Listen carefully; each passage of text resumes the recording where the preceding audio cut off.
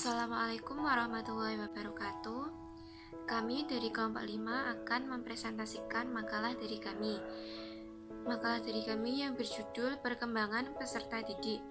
Sebelumnya, saya akan memperkenalkan anggota dari kelompok kami, kelompok 5, yakni pertama saya sendiri, Dewi Masitoh dengan NIM 004, yang kedua Aulia Rahma dengan NIM 019, dan yang terakhir Ervina Etiani Ningrum dengan NIM 023. Makalah mengenai perkembangan peserta didik ini nantinya akan membahas beberapa subbab, diantaranya yang pertama yakni perkembangan peserta didik, yang kedua karakteristik peserta didik, yang ketiga peran guru dalam memfasilitasi perkembangan peserta didik, yang keempat pentingnya mengetahui pertumbuhan dan perkembangan peserta didik, serta yang terakhir yang kelima yakni faktor yang mempengaruhi perkembangan dan cara belajar peserta didik.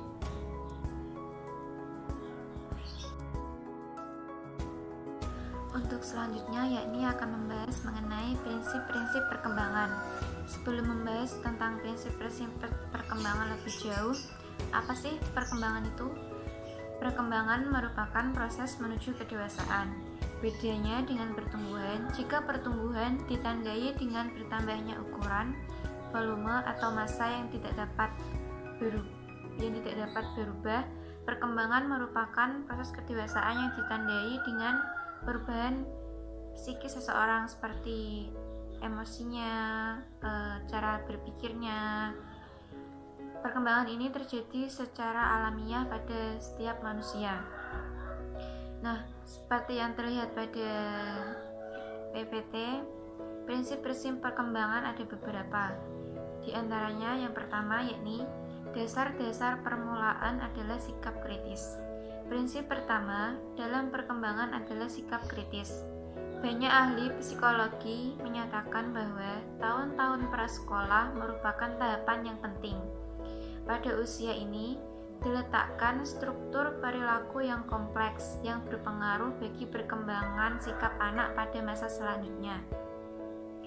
Misalnya, penggunaan tangan kanan dan tangan kiri.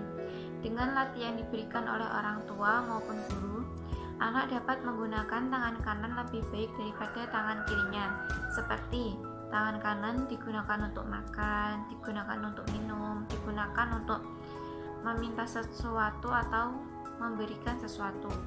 Yang kedua, peran kematangan belajar. Perkembangan dapat dipengaruhi oleh kematangan dan belajar. Kematangan adalah terbukanya karakteristik yang secara potensial sudah ada pada individu yang berasal dari warisan genetik individu. Misalnya, dalam fungsi yang telah diwariskan yang disebut filogenetik seperti merangkak, duduk, dan berjalan. Belajar adalah perkembangan yang berasal dari latihan dan usaha. Melalui belajar ini, anak-anak memperoleh kemampuan menggunakan sumber yang diwariskan. Yang ketiga, mengikuti pola tertentu yang dapat diramalkan. Perkembangan mengikuti pola tertentu yang dapat diramalkan ini, misalnya perkembangan motorik akan mengikuti hukum arah perkembangan, yaitu perkembangan yang menyebar ke seluruh tubuh dari kepala ke kaki. Ini berarti bahwa kemajuan dalam struktur dan fungsi pertama-tama terjadi di bagian kepala, kemudian badan, kemudian yang terakhir kaki. Yang keempat, semua individu berbeda. Tiap individu berbeda perkembangannya, meskipun pada anak kembar. Anak-anak penakut tidak sama reaksinya dengan anak-anak agresif terhadap satu tahap perkembangan. Oleh sebab itu, perkembangan pada tiap manusia berbeda-beda sehingga terbentuk individualitas. Yang kelima, setiap perkembangan mempunyai perilaku karakteristik. Karakteristik tertentu dalam perkembangannya juga dapat diramalkan. Ini berlaku baik untuk perkembangan fisik maupun mental. Semua anak mengikuti pola perkembangan yang sama dari satu tahap menuju tahap berikutnya. bayi berdiri sebelum dapat berjalan, menggambar lingkaran sebelum dapat menggambar segi empat. Pola perkembangan ini tidak akan berubah sekalipun terhadap variasi individu dengan kecepatan perkembangan. Yang keenam, setiap tahap perkembangan mempunyai resiko. Setiap tahap perkembangan mempunyai resiko. Beberapa hal yang dapat menyebabkannya antara lain dari lingkungan anak itu sendiri. Bahaya ini dapat mengakibatkan terganggunya penyesuaian fisik, psikologis, dan sosial, sehingga pola perkembangan anak tidak menaik, tetapi datar, artinya tidak ada peningkatan. Pada saat itu dapat dikatakan bahwa anak sedang mengalami gangguan penyesuaian yang buruk atau ketidakmatangan. Yang ketujuh, perkembangan dibantu oleh rangsangan. Perkembangan akan berjalan sebagaimana mestinya jika ada bantuan berbentuk stimulus dari lingkungan sekitarnya. Misalnya, semakin rajin orang tua berbicara dengan anaknya, maka semakin cepat anak-anak dapat belajar berbicara. Yang kedelapan, perkembangan dipengaruhi oleh budaya. Kebudayaan mempengaruhi perkembangan sikap dan fisik anak. Anak yang hidup dalam budaya yang membedakan sikap dan permainan yang pantas terhadap untuk anak laki-laki dan perempuan akan berpengaruh terhadap perkembangan. Anak perempuan akan memilih mainan yang lebih sedikit membutuhkan kemampuan fisik, sehingga pertumbuhan fisiknya tidak sekuat fisik anak laki-laki. Begitu juga sebaliknya, anak laki-laki dituntut untuk tidak cengeng seperti anak perempuan, sehingga anak laki-laki menjadi lebih tegar dan pemberani dibandingkan anak perempuan. Yang kesembilan atau yang terakhir, yakni harapan sosial pada tahap perkembangan. Harapan sosial pada setiap tahap perkembangan ini tentunya pasti dimiliki oleh setiap orang tua dan masyarakat. Orang tua dan masyarakat memiliki harapan tertentu pada tiap tahap perkembangan anak. Jika tahap itu tercapai, maka orang tua maupun masyarakat akan berbahagia. Misalnya, anak usia 1 tahun sudah pandai berjalan. Jika sampai usia tersebut anak belum bisa berjalan, maka akan membuat gelisah orang-orang di sekitarnya.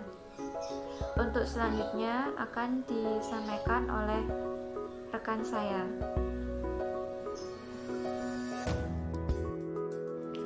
Nah, baik, saya akan melanjutkan penjelasan, yaitu penjelasan selanjutnya mengenai karakteristik peserta didik.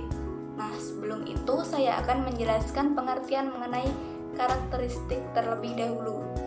Karakteristik merupakan suatu gaya hidup seseorang maupun nilai yang berkembang secara teratur setiap hari yang mengacu kepada tingkah laku, yang mengarah pada kepribadian yang lebih konsisten dan mudah dipahami. Secara singkat, karakteristik ini merupakan watak atau sifat yang melekat pada setiap peserta didik. Nah,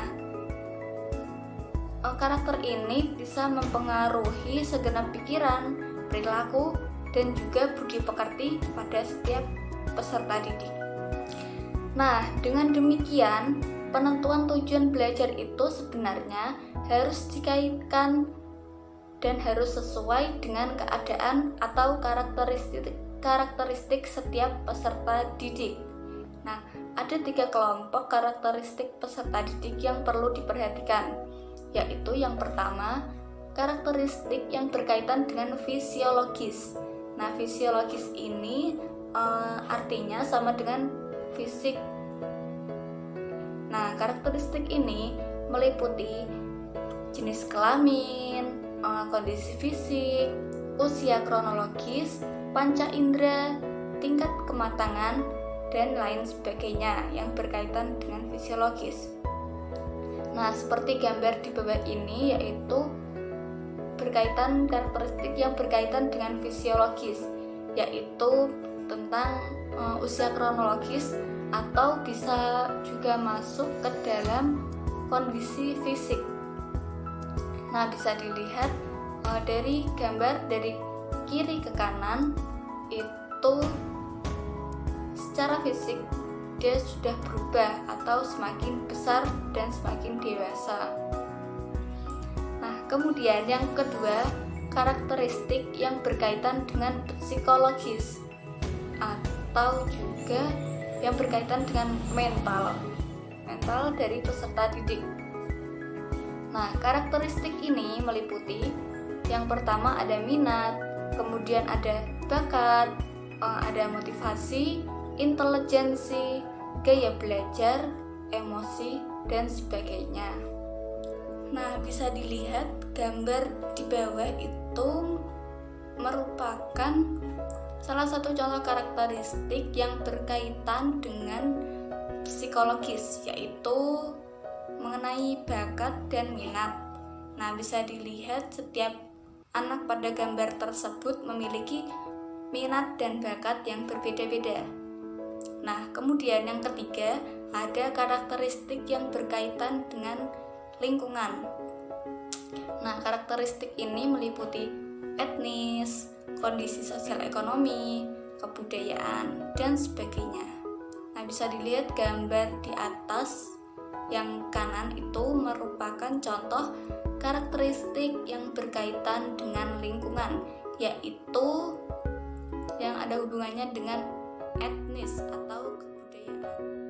Nah, kemudian apa saja sih faktor yang mempengaruhi karakteristik dari peserta didik ini? Nah, faktor yang mempengaruhi ada 3.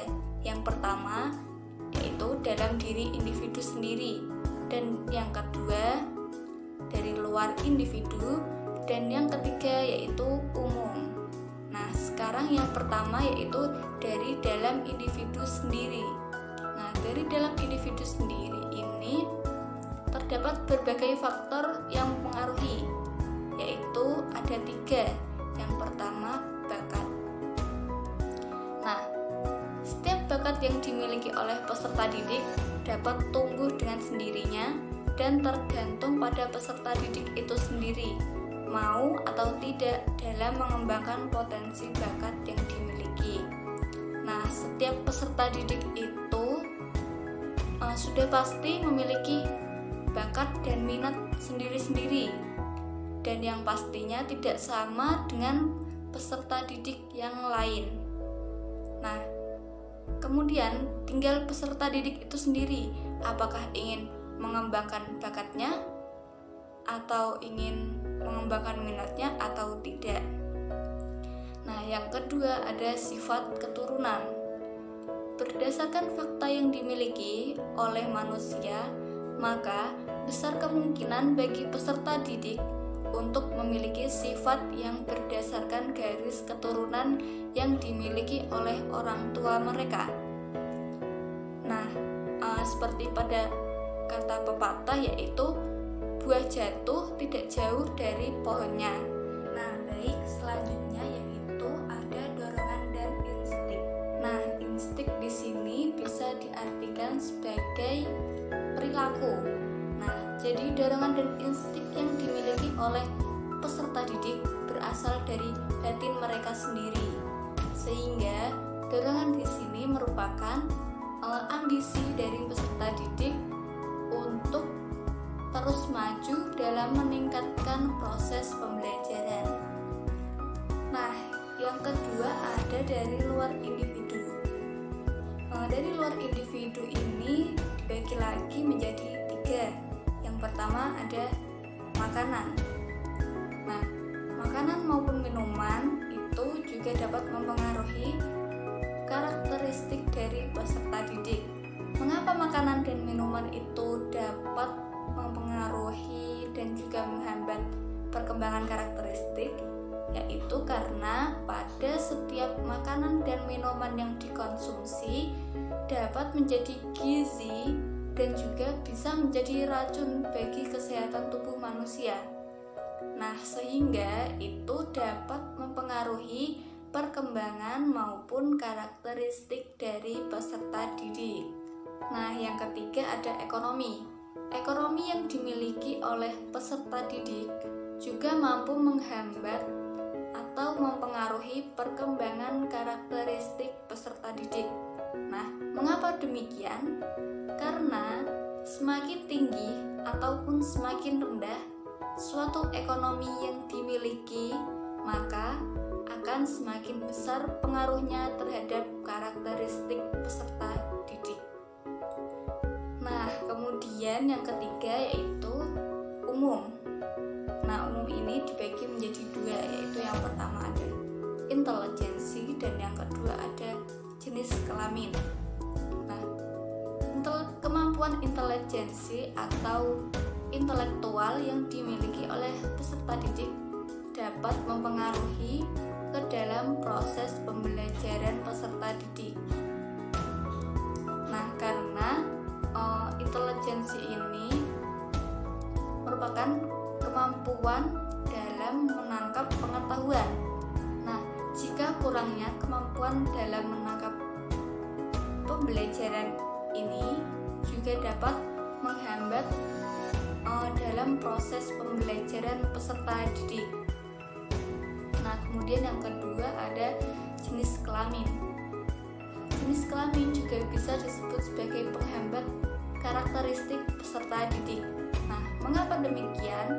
Karena setiap laki-laki maupun wanita memiliki perbedaan yang signifikan atau perbedaan yang jauh untuk diketahui oleh peserta didik.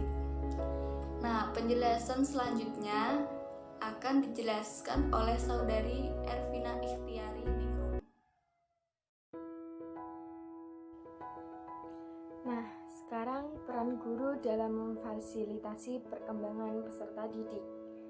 Dalam kegiatan pembelajaran, guru dijadikan sebagai fasilitator, yang artinya guru itu memberikan fasilitas kepada peserta didik atau kemudahan dalam proses belajar.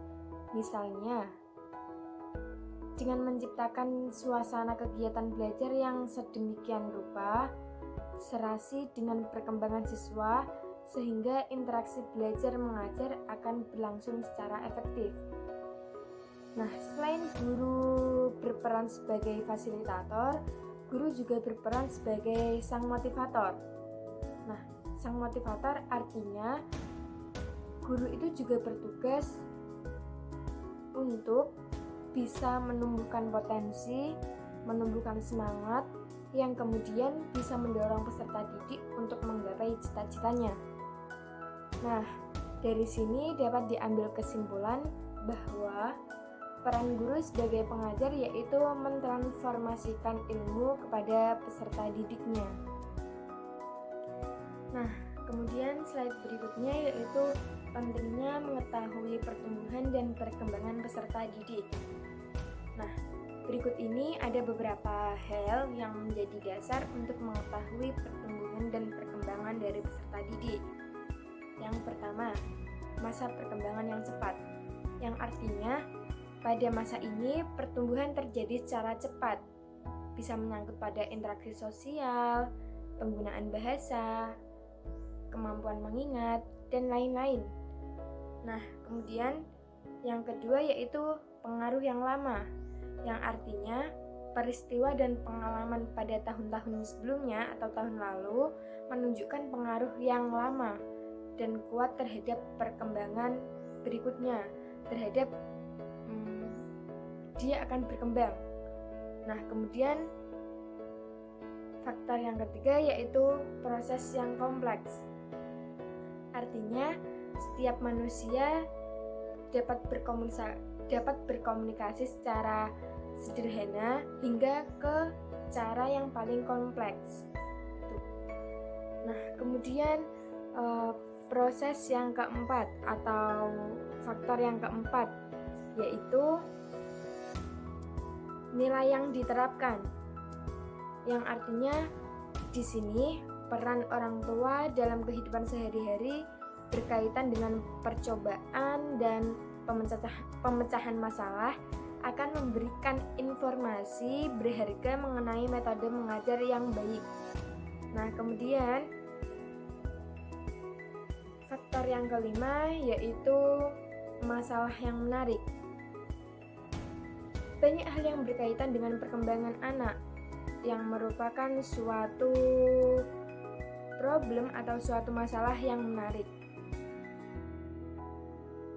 Slide berikutnya yaitu mengenai faktor yang mempengaruhi perkembangan dan cara belajar peserta didik.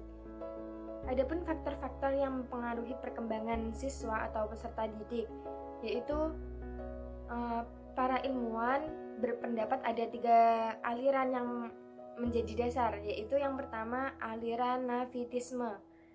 Nah, para ilmuwan yang berpendapat atau menganut aliran ini berkeyakinan bahwa suatu perkembangan manusia itu ditentukan dari pembawanya atau dari orang tuanya.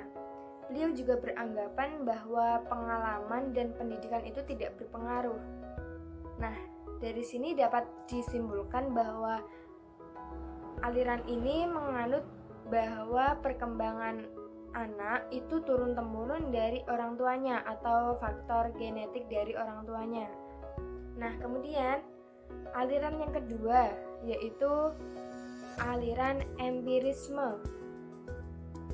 Nah, pada aliran ini adapun doktrin yang sangat masyhur adalah tabula rasa, yang artinya lembaran kosong. Nah, penganut aliran ini juga berkeyakinan bahwa setiap manusia itu lahir dalam keadaan kosong, yang artinya lingkungan itu akan sangat berpengaruh pada proses perkembangan dan proses pertumbuhan. Nah, yang aliran ketiga yaitu aliran konvergensi, yang artinya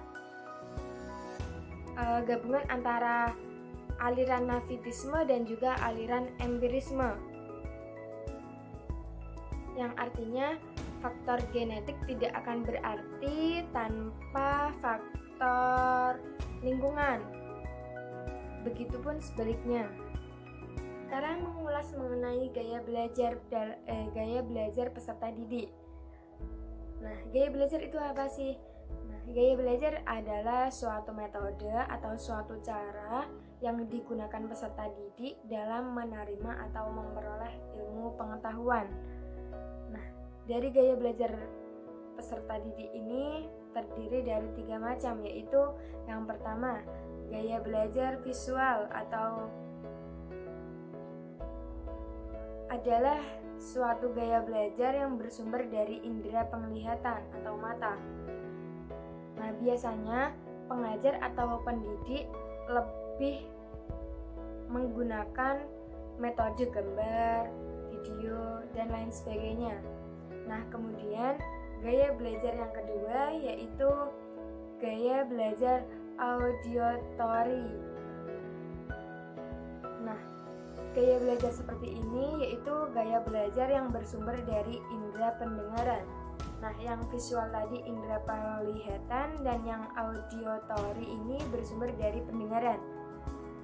Nah, para pendidik biasanya akan menggunakan metode berupa audio untuk mengajar dan lebih mengajak pada sesi diskusi. Nah, untuk gaya belajar yang terakhir yaitu